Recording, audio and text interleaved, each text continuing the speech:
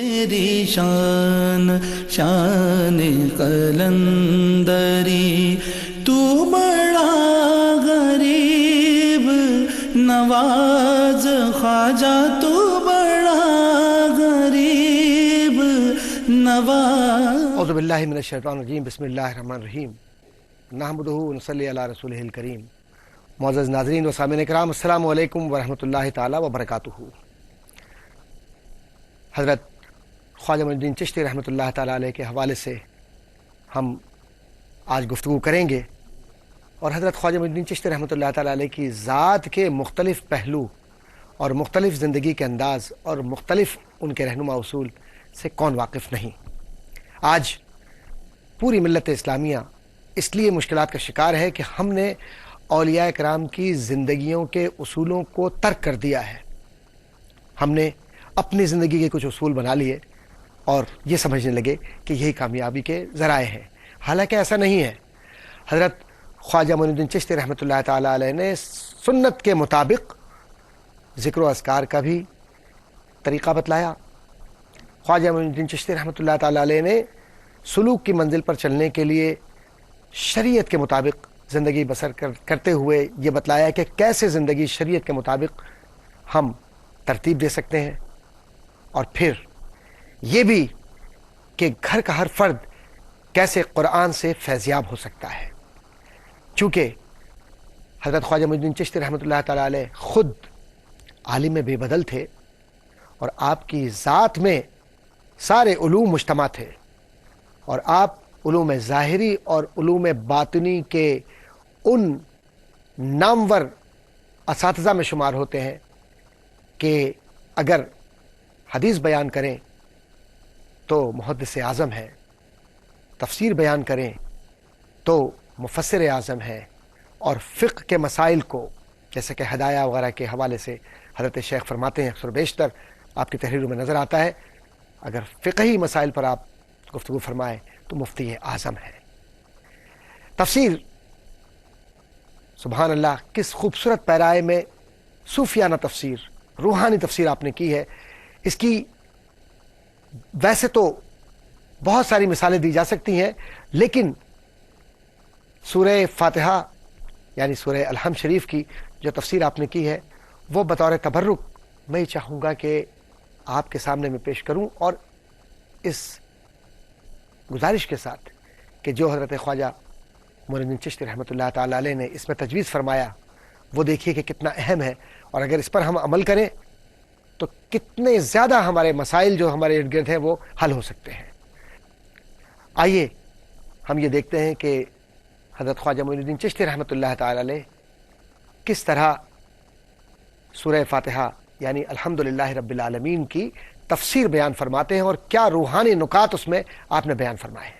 الحمد کے 5 حروف ہیں، حق تعالیٰ نے 5 وقت کی نماز فرض فرمائی ہے۔ جو شخص اسے پڑھتا ہے تو جو نقص بھی اس نے ان 5 نماز میں کیا اللہ تعالیٰ اسے قبول کر لیتا ہے۔ اللہ میں 3 حروف ہیں، اگر 5 الحمد کے ملاؤ تو کل 8 ہو جاتے ہیں۔ اس کے پڑھنے والے کے لیے اللہ تعالیٰ بہشت کے 8 دروازے کھول دیتا ہے تاکہ جس دروازے سے اس کی مرضی ہو داخل ہو سکے۔ رب العالمین میں 10 حروف ہوتے ہیں، 10 اور 8 مل کر 18 ہو جاتے ہیں۔ اللہ تعالیٰ نے 18,000 عالم پیدا کیے۔ جو شخص یہ 18 حروف پڑھتا ہے اسے 18,000 عالم کا ثواب ملتا ہے۔ الرحمن میں 6 حروف ہیں، 6 اور 18 مل کر 24 ہوتے ہیں۔ اللہ تعالیٰ نے دن رات کے 24 گھنٹے بنائے ہیں۔ جو بندہ ان 24 حروف کو پڑھتا ہے وہ گناہوں سے ایسا پاک ہو جاتا ہے کہ گویا آج ہی ماں کے پیٹ سے پیدا ہوا۔ الرحیم کے 6 حروف ہیں، 6 اور 24 مل کر 30 ہوتے ہیں۔ اللہ تعالیٰ نے پل صراط بمقدار 30,000 سالہ راہ بنایا ہے۔ جو بندہ ان 30 حروف کو پڑھتا ہے وہ پل صراط سے بجلی کی طرح گزر جاتا ہے۔ مالک یوم الدین میں 12 حروف ہیں، 12 اور 30 ملا کر 42 ہوئے۔ اللہ تعالیٰ نے سال کے 12 مہینے کیے۔ جو شخص ان 12 حروف کو پڑھتا ہے اس کے 12 مہینے کے گناہ بخش دیے جاتے ہیں۔ ایاک نعبد میں 8 حروف ہیں، 8 اور 42 50 ہوتے ہیں۔ اللہ تعالیٰ نے روز قیامت جو 50,000 سال کے برابر ہوگا پیدا کیا ہے۔ جو بندہ ان 50 حروف کو پڑھتا ہے اللہ تعالیٰ اس سے صدیقوں کا معاملہ کرتا ہے۔ اور ایاک نستعین میں 11 حروف ہیں، 11 اور 50 مل کر 61 ہوئے. اللہ تعالیٰ نے زمین و آسمان میں 61 دریا پیدا کیے ہیں. جو شخص ان 61 حروف کو پڑھتا ہے تو 61 دریاؤں کے قطروں کے موافق نیکیاں اس کے نامہ اعمال میں لکھی جاتی ہیں اور اسی قدر بدیاں اس کے نامہ اعمال سے مٹائی جاتی ہیں. اہدنا الصراط المستقیم میں 19 حروف ہیں. 19 اور 61 80 ہوتے ہیں. جو دنیا میں شراب پیتا ہے اسے 80 درے لگانے کا حکم ہے. اس کے پڑھنے والے کو 80 درے معاف کرتا ہے. انعمت علیہم غیر المغضوب علیہم ولا الضالین آمین. اس میں 44 حروف ہیں. 44 اور 80 ملا کر 124 ہوتے ہیں. اللہ تعالیٰ نے 1,24,000 پیغمبر پیدا کیے ہیں. جو ان 124 حروف کو پڑھتا ہے اسے 1,24,000 پیغمبر کا ثواب ملتا ہے. سبحان اللہ. آپ نے ملاحظہ فرمایا کس طرح تاجدار مدینہ سے محبت کرنے والی یہ شخصیت یعنی حضرت سیدنا الشیخ معین الدین چشتی رحمۃ اللہ تعالی علیہ قرآن کریم کی اس خوبصورت صورت کو بیان فرما رہے ہیں. اللہ اکبر. ویسے تو پورا قرآن ہی خوبصورت ہے لیکن اس میں دیکھیے اس میں جو بنیادی بات نظر آ رہی ہے وہ یہ کہ ایک ترتیب ہے, ایک روحانی نشو و نما ہے کہ جو روحانیت حاصل کرنا چاہتا ہے وہ بھی, اور جو مسائل سے نجات چاہتا ہے اس کا بھی آپ نے حل اس میں پوری طرح سے روحانی دنیا کے حوالے سے بیان فرمایا ہے. اب میں حضرت خواجہ معین الدین چشتی رحمۃ اللہ تعالی علیہ کا اس سلسلے میں ایک قول آپ کی نظر کرنا چاہتا ہوں, اور سبحان اللہ کیا یقین کامل ہے, اور پھر اس کے بعد ایک کرامت جو سورہ الحمد کے حوالے سے بیان کی جائے گی. حضرت خواجہ معین الدین چشتی رحمۃ اللہ تعالی علیہ فرماتے ہیں کہ اگر کوئی شخص اپنے مشکل کو حل کرنے کے لیے الحمدللہ رب العالمین سے لے کر ولا الضالین تک پوری تلاوت کرے خشوع و خضوع کے ساتھ, یقین کے ساتھ, اور اس کے بعد وہ اپنے مسئلے کے حل کے لیے اللہ تبارک و تعالیٰ کی بارگاہ میں دعا کرے, اگر اس کا مسئلہ حل نہ ہو تو وہ معین الدین کا دامن پکڑ لے. اللہ اکبر. یہ یقین کامل ہے, یہ ایک مومن کہہ سکتا ہے.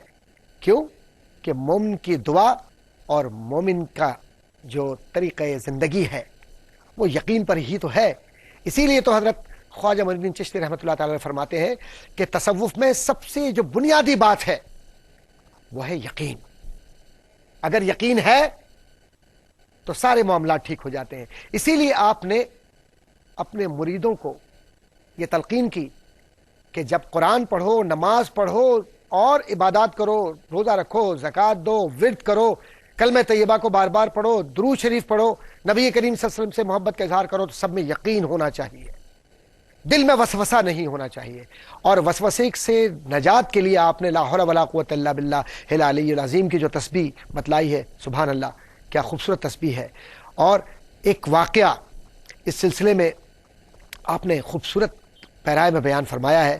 میں بطور تبرک یہ چاہوں گا کہ اس سے ہمارے بہن بھائی بھی استفادہ کریں تاکہ یہ محسوس ہو کہ الحمدللہ رب العالمین کی جو تفسیر ہے اور اس کے جو فوائد ہیں اس سے خواجہ صاحب رحمۃ اللہ تعالی علیہ کیسے آگاہ فرماتے ہیں.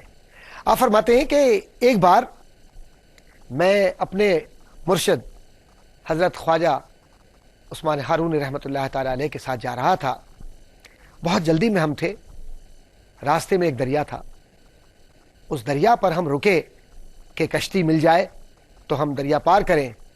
حضرت شیخ خواجہ عثمان ہارونی رحمۃ اللہ تعالی علیہ نے یہ کہا کہ دیر ہو رہی ہے, معین الدین آنکھیں بند کرو. میں نے آنکھیں بند کی اور کہا اب آنکھیں کھول دو. جب آنکھ کھولی تو دریا پار کر چکے تھے. میں اپنے مرشد کی بارگاہ میں مؤدب کھڑا رہا اور ایک گزارش کی کہ سرکار یہ کیسے ہوا. حضرت خواجہ عثمان ہارونی رحمۃ اللہ تعالی علیہ نے فرمایا معین الدین جس وقت دریا پار کرنا تھا میں نے تم سے آنکھیں بند کروائیں, سورہ الحمد کی تلاوت کی, دعا کی, اور اللہ تبارک و تعالیٰ نے قرآن کریم کی برکت سے دریا پار کروا دیا. اگر یقین ہے اور اولیاء کرام کے تجربات کو اپنی زندگی میں اپنانا چاہتے ہیں تو یہ یقین پیدا کر لیجئے. اور یقین کے متعلق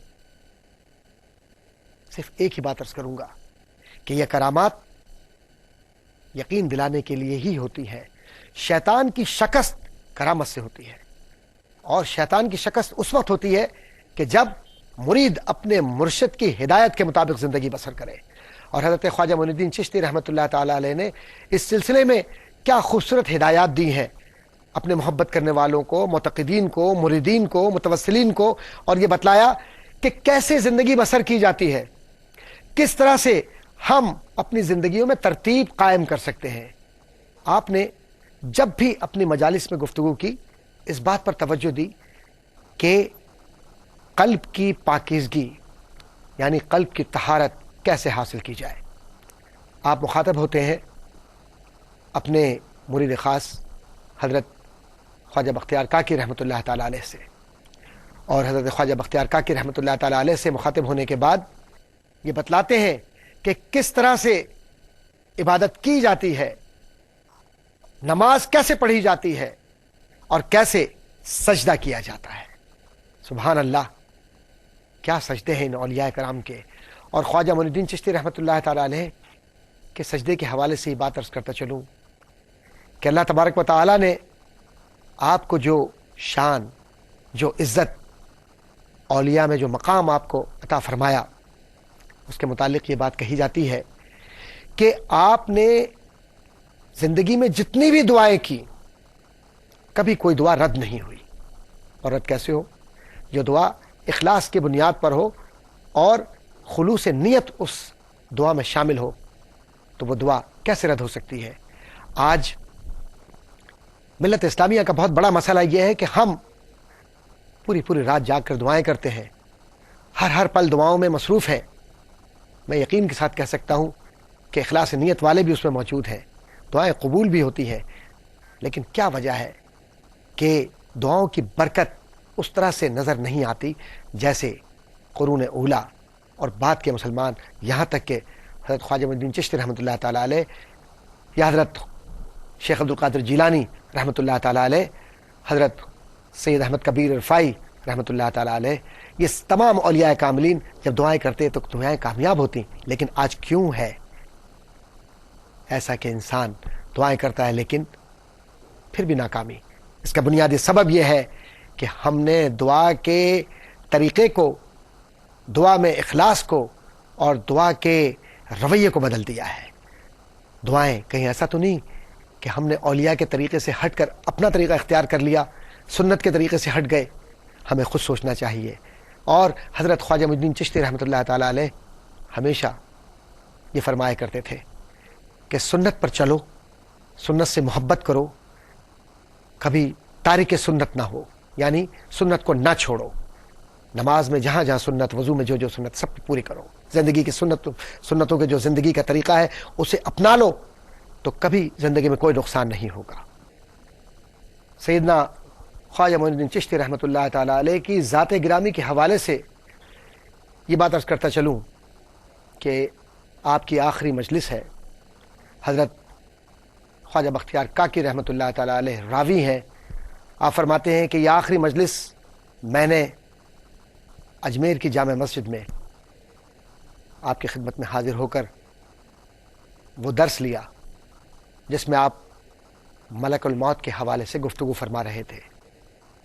حضرت خواجہ معین الدین چشتی رحمۃ اللہ تعالی علیہ نے بڑی وضاحت اور بڑی صراحت کے ساتھ یہ بتلایا کہ موت کیا ہے، اور یہ موت کا فرشتہ اگر نہ ہو تو ایک عارف کی زندگی بیکار ہے. اور کیا خوبصورت انداز، کس خوبصورت پیرائے میں آپ نے، یعنی حضرت خواجہ معین الدین چشتی رحمۃ اللہ تعالی علیہ نے موت کے منظر کو، ملک الموت کو پیش کیا. آپ فرماتے ہیں کہ بغیر ملک الموت کے دنیا کی اہمیت ایک جو کے دانے سے زیادہ نہیں. اب یہ جو جو کا دانہ یا جو اس کی قیمت ایک جو کے دانے کی طرح ہے، آپ نے اس میں تمثیلاً یہ بیان فرمایا کہ اصل میں موت پابندی ہے اولیاء حق کے لیے. زندگی آزمائش ہے. یہ جو مشکلات ہیں شب و روز کی، اس حوالے سے آپ گفتگو فرما رہے تھے اور یہ بتلا رہے تھے کہ جو حدیث ہے کہ دنیا تو آخرت کے لیے کھیتی ہے، اس کھیتی کو کیسے سینچا جائے، کیسے اس کے ذریعے ایک ولی اپنا مقام حاصل کرتا ہے. اس سلسلے میں بیان کرتے ہوئے آپ نے فرمایا کہ لوگوں کہ موت ایک پل ہے جو دوست سے دوست کو ملاتا ہے. موت کس طرح کا پل ہے؟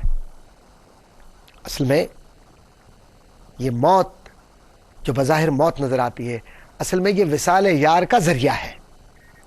اور اسی لیے آپ نے بہت ہی خوبصورت پیرائے میں موت کی تعبیر و تشریح کی اور ساتھ ہی یہ بھی فرما دیا کہ عارف یعنی جو اللہ سے محبت کرنے والا، اللہ کو پہچاننے والا ہے، نبی کریم صلی اللہ علیہ وسلم سے محبت کرنے والا اور اس کو پہچاننے والا ہے، جب اس دنیا میں ہوتا ہے تو اس کی مثال سورج کی طرح ہوتی ہے کہ جس کے کرنیں ہر طرف بکھر جاتی ہیں اور ہر شے اس سے منور ہوتی ہے. اور یہی عارف اصل میں اللہ کے عرفان کا ذریعہ ہے. حضرت خواجہ معین الدین چشتی رحمۃ اللہ تعالی علیہ کی ذات گرامی کے حوالے سے عرض کرتا چلوں کہ اللہ تعالیٰ نے آپ کے ذریعے ملت اسلامیہ کا بہت بڑا کام لیا. ہزاروں لاکھوں لوگ مسلمان ہوئے اور پھر اس خلافت کو آپ نے حضرت خواجہ بختیار کاکی رحمۃ اللہ تعالی علیہ تک پہنچایا اور یہ سلسلہ چشت جاری و ساری رہا. اور آج بھی جو سلطان المشائخ ہیں خواجہ معین الدین چشتی رحمۃ اللہ تعالی علیہ، ان کا فیض عام ہے. اور کیوں فیض ان کا عام نہ ہو کہ دنیا کا ہر شخص ان کے دروازے پر فیض کی بھیک مانگتا ہے اور اللہ تعالیٰ اس کی مرادیں پوری فرماتا ہے. اللہ تعالیٰ سے دعا ہے کہ پروردگار عالم اپنے پیارے حبیب محمد رسول اللہ صلی اللہ علیہ وسلم کے وسیلہ جلیلہ سے، ان پاک بزرگوں کے وسیلہ جلیلہ سے یا اللہ ہمارے ظاہری باطنی پریشانیوں کو دور فرما اور ہمیں ہمیشہ ان نسبتوں کے ساتھ زندہ رکھ، اور یہ محبت ہمارے خاندانوں میں شریعت کے دفاع کے لیے اور شریعت کی محبت کے لیے امر ہو جائے، تاکہ ہم یہاں بھی کامیاب و کامران ہوں اور وہاں بھی کامیاب و کامران ہوں. آمین.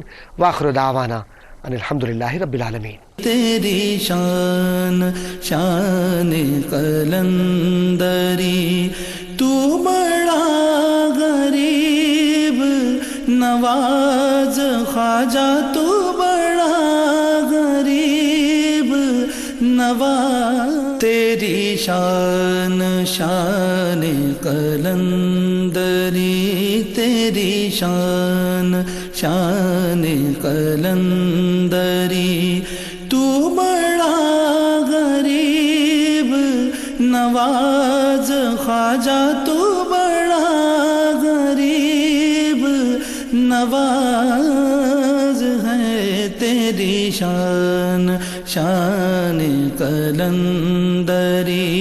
اللہ